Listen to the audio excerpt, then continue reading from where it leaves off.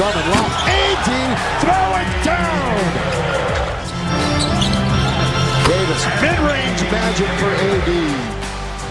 This 4 games earlier, Davis got it. There's a 3 for AD. Alex kick. KCP short. So the Lakers can't put the dagger. And Davis selling out. Timeout, Lakers. And they call the timeout. What an effort by AD. Bounce now to Caruso. Live. Oh, throw it down, AD. Exclamation point tonight for the Lake Show. AD dominant. Big win for the Lake Show. Good day. What's going on, everybody? Welcome into First Take on a Monday. Hope you all had a fabulous weekend, and we got a whole lot to break down. Super Bowl champ Chris Panty in the house. Good to see you, sir. And for Stephen A. Thanks for having me in here. Oh, it's going to be plenty of fun. Super Bowl champ with Big Blue, Molly. With Big Blue. No question. That's why you got the invite. Max Kellerman and Big Perk with us right now. Perk, you got us? Yeah, I got y'all. What's going on? Good morning. I see everybody up there looking good on this great Monday morning. How you doing, Max? All right, let's go, guys. And we're going to start with the Lakers getting a major win finally over the Suns as they try to avoid that play-in tournament. Anthony Davis putting the team on his shoulders, 42-12-5. LeBron still sidelined with a high ankle sprain, but could be back this week. Here's AD and head coach Frank Vogel. I feel good. I'm getting my legs back. I'm getting my rhythm back.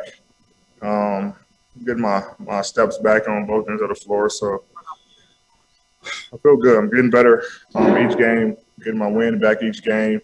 So we're heading in the right direction. All that other stuff is just trying to patch it together, while we're getting our stars back healthy and with their legs under them and rhythm and timing up to speed. And you see Anthony just getting a little bit stronger every game. A little bit more in rhythm every game, and just a sensational performance by Anthony tonight.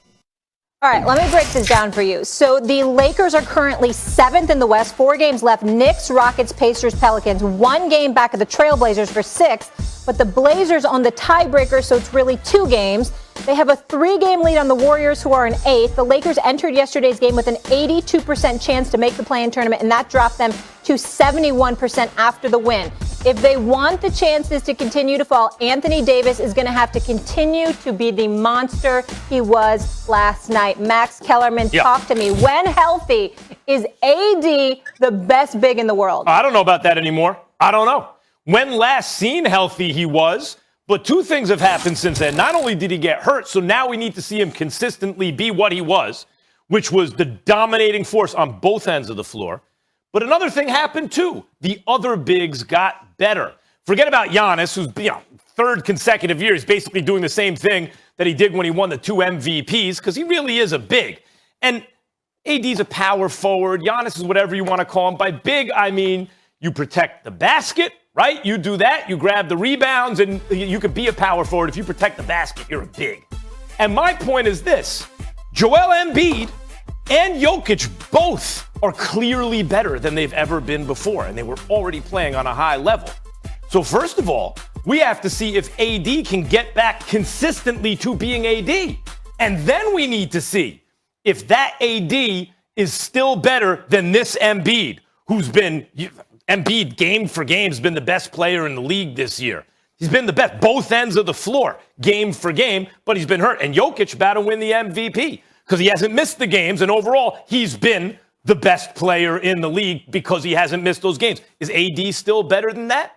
That's what we need to find out. Yeah, here's typical Max. He's going to deflect. He's not going to answer the question directly. It's about whether or not Anthony Davis is the best big man when he's healthy. And the answer is he is. And you have to look back to what he did last year, not only what he did in the bubble, during the regular season. You're talking about a guy that's top 5 in terms of PER. You're talking about a guy that's first-team All-NBA defense, first-team All-NBA, period. Like this guy, the way he impacts the game, he put it on display last night against a team that's second in the Western Conference in the Phoenix Suns. You saw him with the back-to-the-basket moves. You saw him with the mid-range game. He was even hanging out as that kid in the corner, knocking him down from deep. And then you saw what he did on the defensive end. You saw that block that he had against Jay Crowder. He's showing you that he's starting to feel like himself. And when it comes to Anthony Davis, it's not just about the statistics in terms of quantifying his impact on his team winning games. It goes beyond that. Anthony Davis just showed you last year what he's capable of, what he's playing, and he showed it again last night. He's taking that mantle on himself. He knows they got 4 games to go. They probably need to go 4-0, and they need the Portland Trail Blazers to stumble if they want to avoid the play-in. But you're seeing him clearly tick it up a notch, and I think that's indicative of players that are truly great, and Anthony Davis is that guy. I think he's still the best big in the NBA when he's healthy. Okay, Chancey, don't you body Max like that. Zip him up. That's what he just did. He zipped you up. And he's right. Look, Max, the question was when healthy. When you look at what Anthony Davis does when he's healthy, we're talking about historical numbers like Shaq and Wilt. Anthony Davis is one of one. Okay, Max? He's probably going to go down as the most skilled big ever, right under Akeem Olajuwon, all above him, especially at the power forward position. He can put it on the floor. He has great handle. He has great mid-range. He got great post work. He got great step back fadeaways off of turnarounds off of each shoulder. And on the defensive end, Canty just said it. He impacts the game better than any other big in the game today. We're talking about the block on Jay Crowder. Go back and look at the Denver Nuggets game. The game-winning block that he stretched out when he was already in the paint and had to extend. Like, he impacts the game so much. And when you talk about Jokic and Embiid, they are having phenomenal years. But when you look at Anthony Davis, he just separates himself for his athleticism, the way he is able to play the 4 and the 5, the way that he's able to be a lob threat at the basket. And I get it. You may say Jokic is a better passer, and he might be, but he's in a different system, where the system has to be around Jokic, where Jokic has to be the playmaker. So, yes, when healthy, Anthony Davis is the best big man in the game, and he proved that to us last year, and he's starting to show that to us right now. How many guys are ahead of AD? Is it just the Joker? Like right now, who he has to prove he's better than is Jokic, which he did in the playoffs last year. Yep. Jokic is a one-way player. AD is a two-way player. And Embiid. Embiid's team is sitting pretty in the East, even though he's missed those games. And partly it's because he has been arguably the defensive player of the year. Like, he's in the conversation. And offensively, on a per-game basis, you could argue he's also the player. Like, if you're best on both ends of the floor, MVP. Who's better than you? So it's not just that AD has to get back. It's that now he has to clear a bar that is higher. Now, you guys can talk about, like, I heard in those arguments is you guys just asserting, no, we think AD is better. Well, why would that be if the bar has been raised? First of all, passing, AD can pass. Jokic is some next-level passer. And shooting, he deserves credit, AD, for stepping up his shooting game in the playoffs last year. But he's never shot the ball like that. That was like, he has to show he can do that again. That's not, when you think AD, you don't think he can shoot from the outside like that. That's not how he's done it traditionally throughout his career. He was killing them from 3. He doesn't do that normally. He's got, like, are you sure that that's AD because he did it one season in the bubble? He's got to do that again. We know Jokic can bomb from the outside. Well, here's the thing.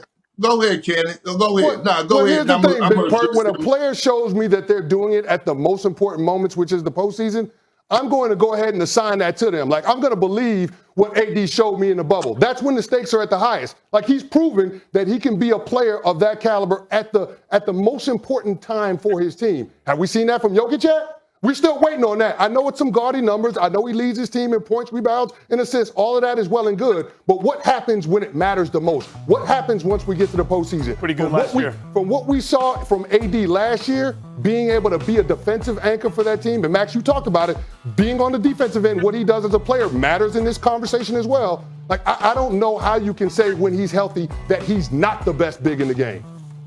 And Kenny,